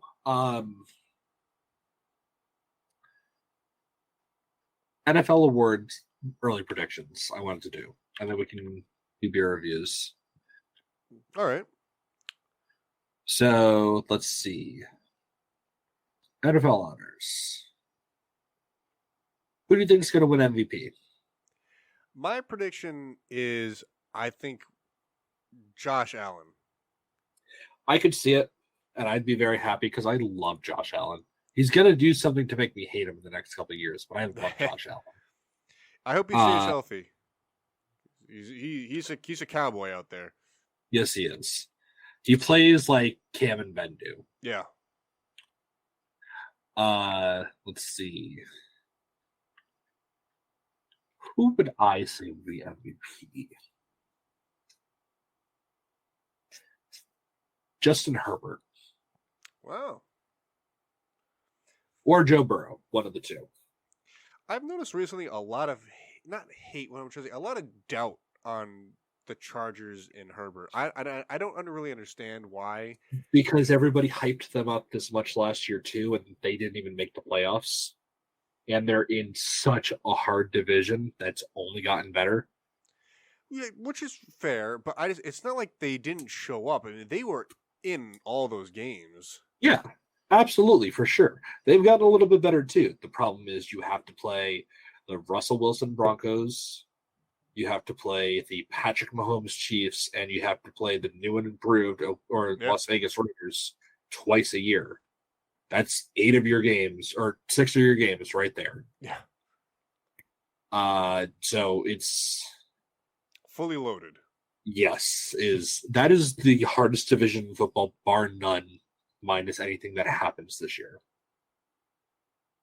Let's see. Offensive Player of the Year. I'm gonna go with Justin Jefferson.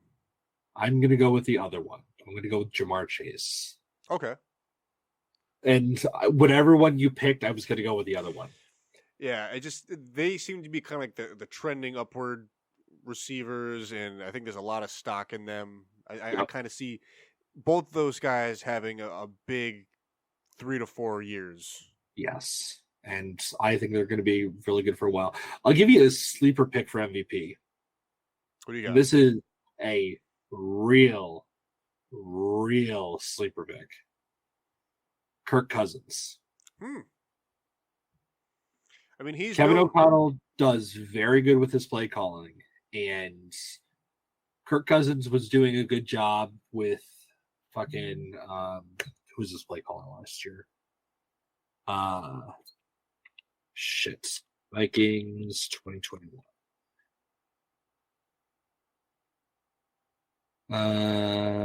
Offensive coordinator. Come on. Offensive coordinator. There we go. Clint Kubiak. Oh man. Yeah. Gary's son. Yeah. Yeah, he had Clint Kubiak, and before he had Clint Kubiak, I'm pretty sure that he had Greg Roman. Some all-star. Or no, he had Kevin Stefanski. I'm sorry. Which again, not a barn burner. Right. No, listen. Cousins is consistent. I really think it's a sleeper pick.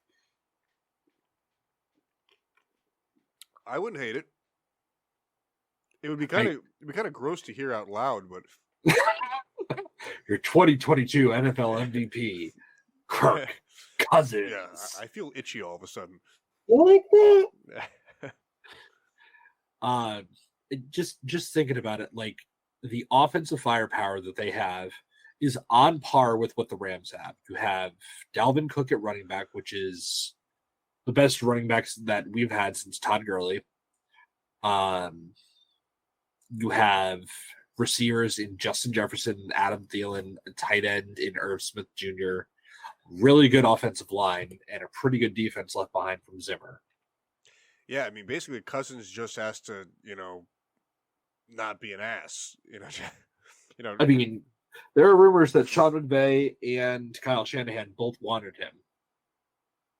So that should tell you something of, like, what if he plays in their system? Because the system he played in Washington that got him paid was when Kyle Shanahan and Sean McVay were both offensive coordinators. They had their hand in the pot. Right. So having Kirk Cousins move back to that system with an even more talented team in a division that's not true. That's going to say in a division that's not going to challenge you much, but you got the Packers and the Lions are going to be fucking evil this year. I know it. Yeah, but I think to your point, I think that the Vikings, can contend. Yes, the Vikings are going to be a good team next year. And that pisses me the fuck off because I hate Eric, my cousin-in-law, because he gets a little too testy during games. Defensive player of the year.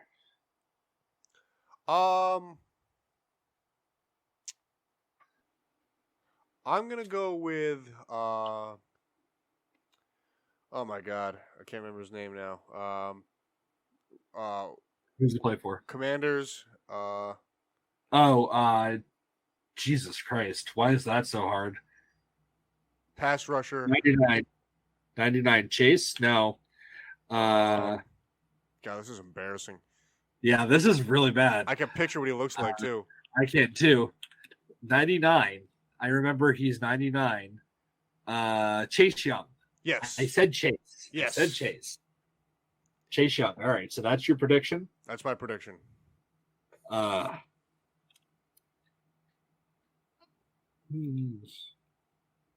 think he's coming back from injury too, right? Didn't he get hurt at the end of the year? Yes, he did. He tore his ACL, I think.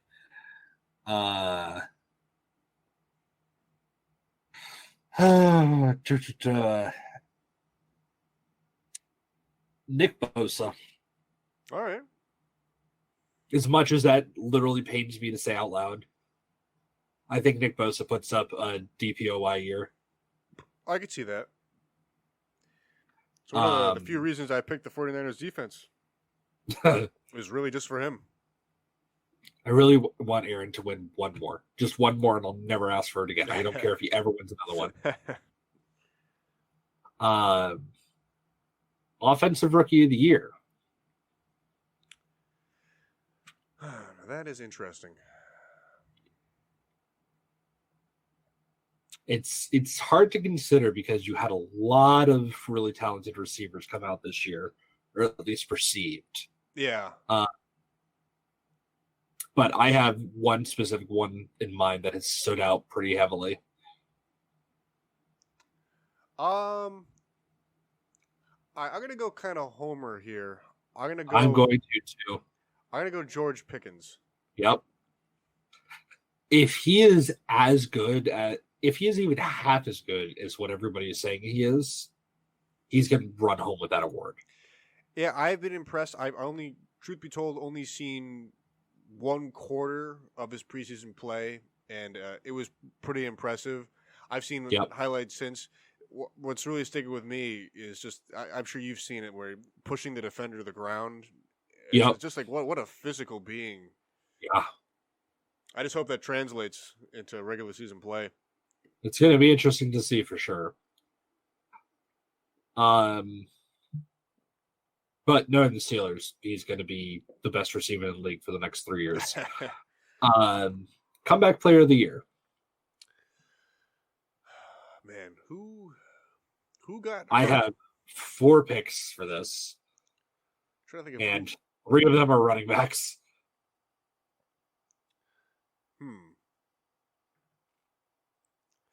So what let me see. I actually have 5. What would it like to be considered? How much time do you have to miss? And if you come back the same year, does it count? You don't have to miss any time. You could have a really bad down year or something like that, and coming back still puts you in that contention. It's who people think made the biggest return, I guess. So I mean, I guess would Derrick Henry be considered for the amount of time? He's currently the number 1 in odds. That's who I'm going to say then. So a couple more that I think have a shot, probably rounding it out. Jameis Winston. Okay. J.K. Dobbins, Actually, who has potential to run crazy in that offense. Forgot all about him. Yep. McCaffrey. I don't think he wins it because I don't think the Panthers are that good. And he'll just get hurt again. And a 5th really big dark horse. He'll never win it, but this is the down year guy I'm talking about, Allen Robinson. Okay. I can see that come back having like a really big year. 1,000 yards, 9 touchdowns, and deep playoff run. Probably going to get the award. Probably not, but who cares? Defensive rookie of the year. That one's probably going to test you a little bit. Yeah, man. God, I gotta think.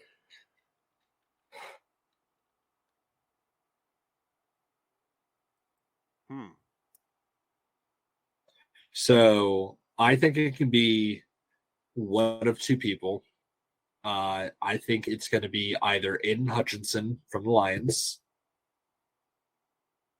or if he's actually not as hurt as the media has made him out to be, Thibodeau from the Giants. Okay.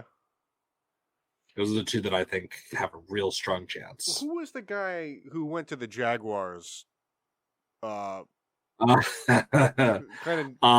kid from Georgia. He kind of jumped. Trayvon Walker. Yeah, he jumped the gun, right? Like it was kind of between him and Hutchinson. Yeah, it was Hutchinson for a long, long time, and then all of a sudden, Jaguars was like, "We want Trayvon Walker." Yeah, that'll be my prediction.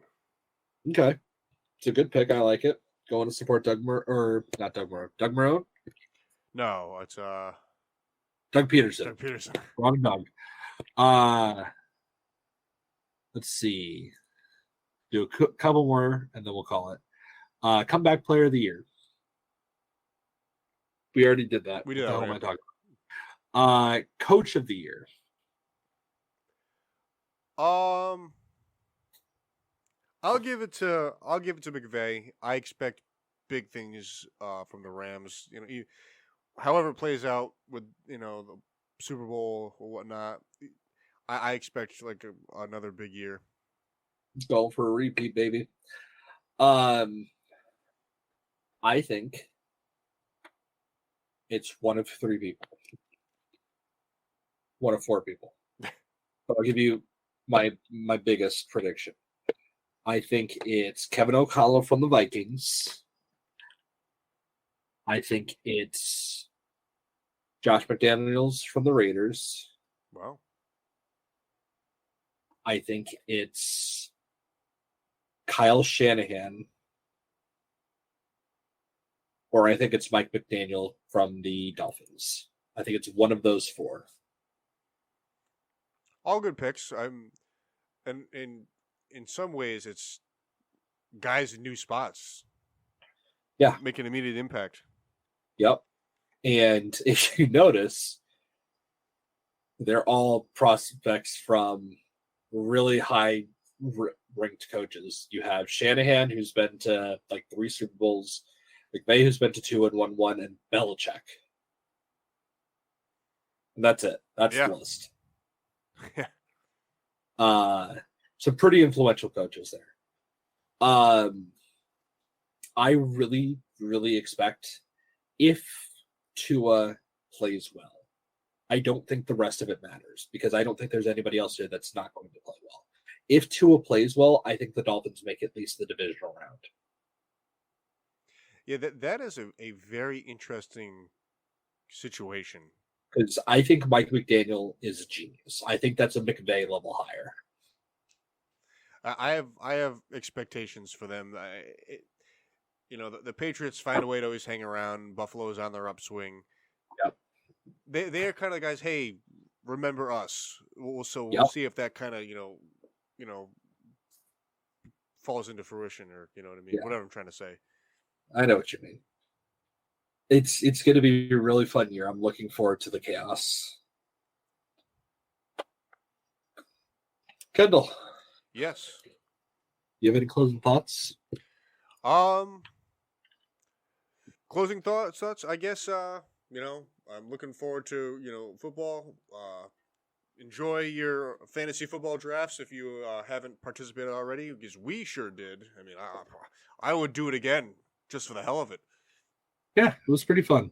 We're probably going to do one on the show either next week or the week after. Yeah, hopefully we get everyone, on air, in studio, however it plays out. Past couple weeks have been crazy. I hope Mike Mock isn't there because I want to draft his team for him. Because it will not be nice. He will not let that happen. How about we don't tell him? But yeah, enjoy your fantasy drafts, like Kendall said. 'Tis the year to be jolly because your team is probably going to do some good stuff. There you go. Unless you're the Browns, fuck you. Right. I like that positive thinking otherwise, though. Yeah. It's going to be a good year. So, Kendall. Yes. How was your beer? All right. So I had, as I mentioned to start the show, the Bud Light Next, which is their, I guess, answer to the low-calorie beer game. 0 carbs, 80 calories, 4% ABV. Now, it tastes different than a normal Bud Light. And the only thing I could equate it to is, I don't know if you have ever had a Sierra Nevada before. It tastes like Zima. Got it. There's something about it that it has an aftertaste that I only really recognized when drinking the Sierra Nevadas. Interesting. It does not have the same. Like Bud Light is pretty. It's pretty bare minimum. It's rice, barley, water. That's pretty much as simple as it goes. I mean, this has to be a similar recipe, yet it tastes totally different. Hold on. I don't know if one of the properties to make it less carbs, they omit something and it doesn't say anything on the can. It just says 0 carbs, super crisp light beer. There's no description whatsoever. It was fine. I would get this again. I'm not super big on the I got to drink healthy beers because it's not exactly what it's about. Like if you want to be healthy, then don't drink beer. That's the bottom line. But I would, for a beer like this, I would give it 4.8 out of 5 stars. I was kind of impressed in a lot of ways. I don't know. All right. I got these for free, so I don't know how they come. I imagine they come in 6-packs exclusively. Bud Light Next. They're the tall, the narrow cans, rather. They're still the normal, 12 ounce, but they're the skinny cans. Looks like they range anywhere from $8 to $10 for a 6-pack. Which is reasonable. I mean, 6-packs are no matter what, it's a ripoff. It's the worst way to buy beer. Yeah. Unfortunately, some only come that way, but it's how it is. Yeah. Yeah. So I had a Super Duper Double Citra. Shout out to Souls from Thomas Hooker Brewery. Shout out to Souls. Hey Kendall, where is Thomas Hooker again? Oh my god, I know it too. They're just outside of Hartford, right? That's right. Yeah. Let's see. Where are Dense they? Orange. Where's what? Thomas Hooker. Oh, Bloomfield. There we go. I was blanking super hard. I'm sorry. No, you're good. Been there a couple times. Dense orange, hazy color. Very heavy on the citrus flavors, which I love. Very peppery, very, very spicy on the initial sip. Finishes with some good mango and pineapple down there. It's an awesome beer. It is very, very, very citrusy hops. Good medium body. It's a really, really good double IPA. Years ago, we ranked, and you guys should. We ranked our Connecticut beers. We should revisit some stuff and see, especially where I think we should. Where that lands. We'll have to pick a day where we. I'll see if I can go find. See if I can go find an episode and see if I can listen to it. Yeah, and we'll have to pick a day where we can sit down and actually drink a bunch of craft beers and just kind of chill out for a while because we'll need to. But to really get this is one thing. It's tough to go week to week and remember. We can do live rankings. Perfect. Just go out to the liquor store and buy 6-packs, custom 6-packs. That'd be funny. Just drink them inside the liquor store. That's a good day. That's a good day. I'd be down to try that. Add it to the list of things we need to do. Yeah, still need to finish your fucking bocce movie. Hey, I've been working on it. Yeah, I know you haven't. I have. I gotta trim it down. I know. I got a lot of scripts started. What are you turning down? What it is? I read that a script, like, let's say, like a comedy script, should only be. The numbers is escaping me now. I think it's 90 pages. I'm past that, and I'm not anywhere close to being like to a point where the story can come to a conclusion. So I gotta find a way to neaten it up. Okay, so you're not writing a skit. You're writing a book. No, it's a movie. You're writing a bocce book. It's written in script form. I can't change it now. I'm too invested. No, it'll get changed. You're gonna release it as a book. It's gonna become a New York Times bestseller. Well, I love that optimism. I can only hope for it to be that successful. Kendall, have you seen the shit that gets on the New York Times bestseller list? It's all garbage. Everything in the public domain is garbage. Right. So exactly. So you'll be fine. I want to be part of that garbage. Hey, Kendall. Yes. Did you know that they can find us at Facebook at Getting Sports with Drunk and Twitter and Instagram at GSWD_4? I did know that. Use the hashtag GSWD, whether it's drinking a disguised Bud Light or finding out that the Ram Super Bowl ring has a removable top.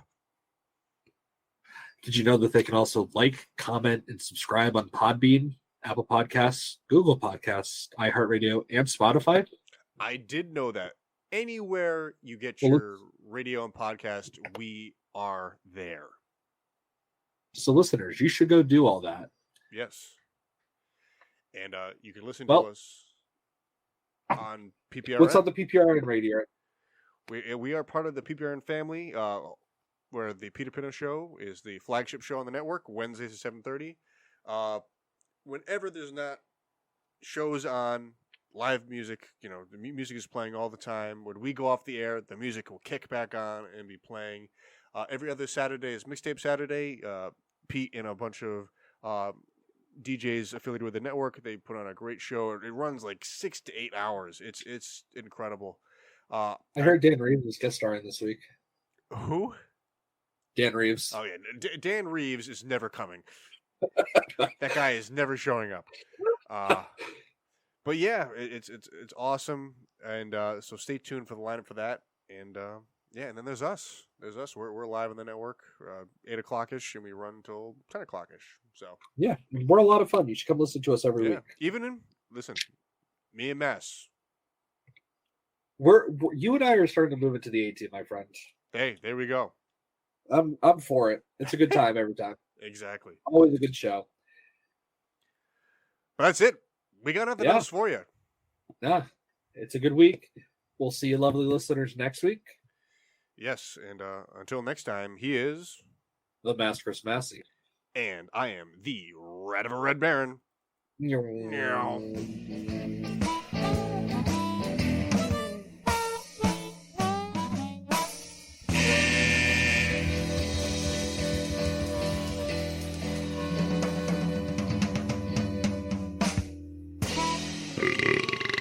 Yeah.